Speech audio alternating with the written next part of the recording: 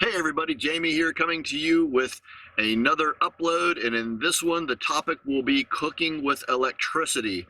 Now, most of us that live in our vans, I kind of use living in a van as a catch-all. Whether you live in a rig that you made yourself, it doesn't really matter whether it's a van or not, and you're cooking inside of it, you're going to need some way to create the heat to cook with. In my case, I use propane. A lot of folks will use butane, and every once in a while somebody will want to use electricity, and in this case we're going to address the electricity issue. Randolph, who is a friend of mine on Facebook, is setting up his van and wants to be able to heat water for his tea and cook with electricity and also power his handheld electronics and a laptop. And so he writes in and he says, what do I need to do all that stuff with? Well, here's the deal, Randolph. I cook with propane, so I'm not an expert in this area, but I do have a friend who does cook with electricity, who is an expert in this. Lee, who I've known for a few years now, uses a infrared induction cooktop, and he also uses a kettle to heat his water for his tea. And so just right off the top, we probably don't want to use the infrared cooktop to heat our water for tea. We want to use a kettle, and I'll go ahead and put a link right here on the kettle that both Lee uses and that he recommends. It's under $20. It can be had on Amazon. That way you're just chipping a little bit of amperage off of that house battery when you go to heat up your water for your tea, and you're not going through the induction cooktop and generating some waste. And so we'll have you a link for that. When you go to cook, I recommend, instead of a hot plate, using a infrared induction cooktop. Now, and if you want to use one of those, you can either use a pure sine wave inverter or a modified sine wave inverter. The only real difference you're going to find is that the modified sine wave is going to make that cooktop buzz a little bit. You're going to have a little white noise with it because it's not pure sine wave, it's square, and so there's going to be a little bit of white noise. And so if you don't really care about that and you want to save the money for the cost of the pure sine and get the modified sine, you're okay. Get one that has at least 1500 watt continuous and 2000 watt maximum. I wouldn't mind, if the price isn't that much different, to go ahead and get one that's 2000 watts with 3,000 or 4,000 watt peak.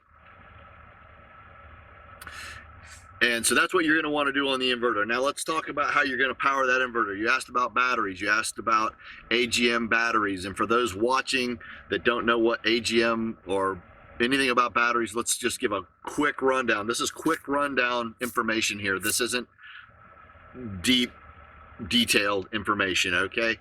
AGM batteries are absorbed glass mat, and it just means that the battery is sealed, and that means you can set it on its side, you can set it up in a different position if it's more convenient for you to do so, and it doesn't outgas. Typical batteries that are lead acid that you can fill with water, or even if they say maintenance free but they're lead acid, they outgas. And there are those that argue that that is unsafe to be in an environment where you're breathing in the outgas. And so a way around that is to get an AGM battery that doesn't do that. And so you can get just about anything on the market. I know that you mentioned the Trojan ones, Randolph, and I think that brand is just fine. I have friends that have them, and I don't know that there's necessarily a battery out there that I would recommend against. The value priced ones that you can get at Walmart that are marine batteries that are hybrids, you're going to get what you pay for. You can get in the game and have one right away, and it'll be deep cycle, but it's not going to last as well as, say, a UB40, which is what I have, or a Lifeline, which is what I also have, AGM batteries. This is the important thing to remember with your battery.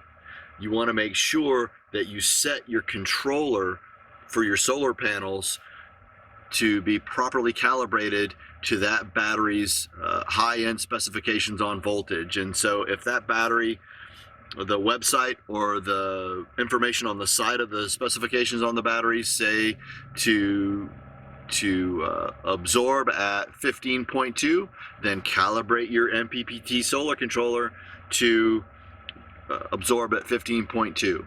If they want it to be at 14.8, calibrate your solar controller to absorb at 14.8. I use the 3000i Blue Sky solar controller, and I really like it. It's an MPPT. There are also PWM controllers. There are different opinions about which one is better in different situations. I'm not going to get into that. I prefer an MPPT solar controller. Mine was just under $300. It holds, it can handle up to 400 watts. Now, let's talk about your solar panels. I would go with no less than 200 watts of solar. I wouldn't consider it very much of a legit system if it was under 200 watts, if you're going to be using it for generating heat to cook with your infrared system, or running your kettle and powering a laptop over the course of the day. I've got a little 25-watt handheld solar panel that I take out to the park with me, and I use it on my tablet to run my yin yoga program, so I can go out to an open field and run that, or charge my cell phone. So lower wattage solar panels have their place, but if you're setting up a van to live in it, start at 200 watts, and if you can afford 300 or 400 watts, keep going and get the higher wattage, because you're going to have days where you may not be parked in just the right perfect situation to get all of the sun that day, or it's going to be winter and the sun is lower in the sky, or there might be cloud cover half the day. So the more solar you can pack onto the roof of your vehicle, the happier you're going to be in the end. Just make sure that your solar panels are compatible with your solar controller, and that your solar controller is calibrated to that battery properly. You also were asking Randolph about your stereo running your battery down.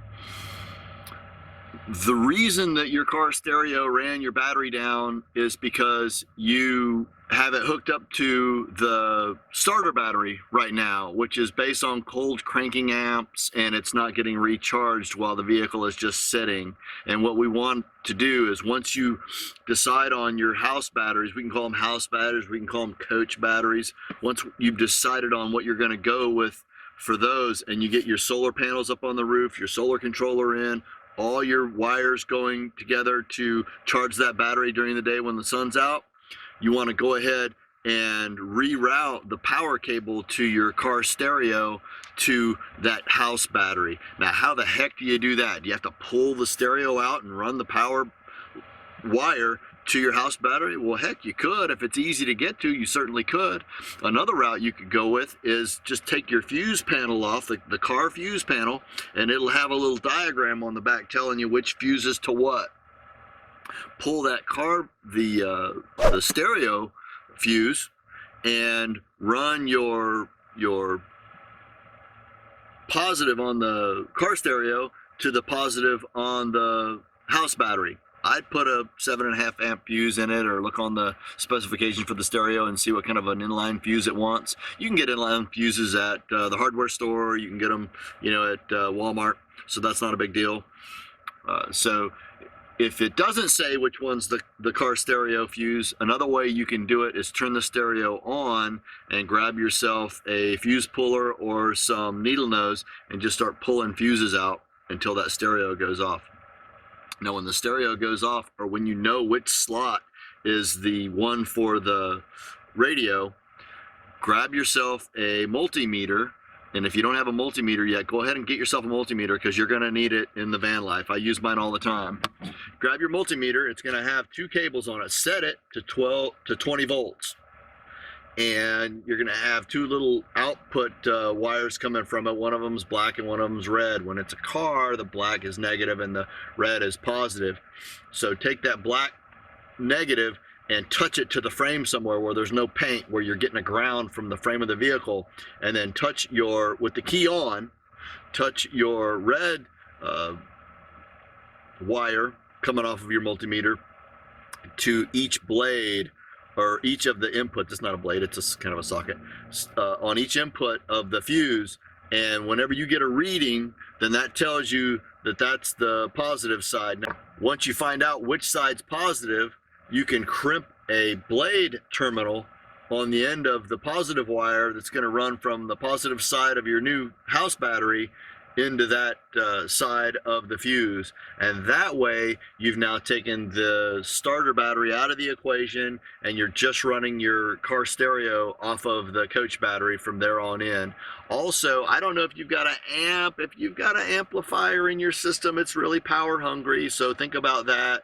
You know, I had this big old Rockford Fosgate amp that could just blow my whole system away, and it sounded so amazing.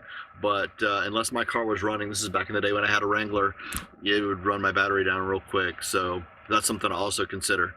So there you go. Hopefully that answers all of your questions. A big thank you to Lee for answering my questions about cooking with electricity. In real time. I contacted him today and he responded with a very thorough set of answers right away. And so thank you, Lee, if you're watching this. If you guys haven't met Lee yet, dude's brilliant. He's coming to the van build. You'll really like him. He knows what he's talking about. And I have an interview up of his that I did back in 2015, but I've got another interview of his in the queue that I'm eager to get edited and get up. I think you're really going to like it. Come meet him in November in Lake Havasu, and he's offered to pitch in and help folks out with their van builds, and just a brilliant guy.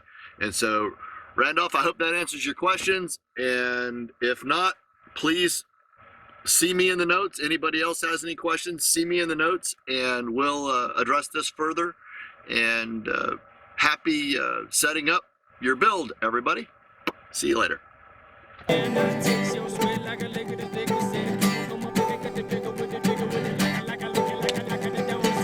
Lord,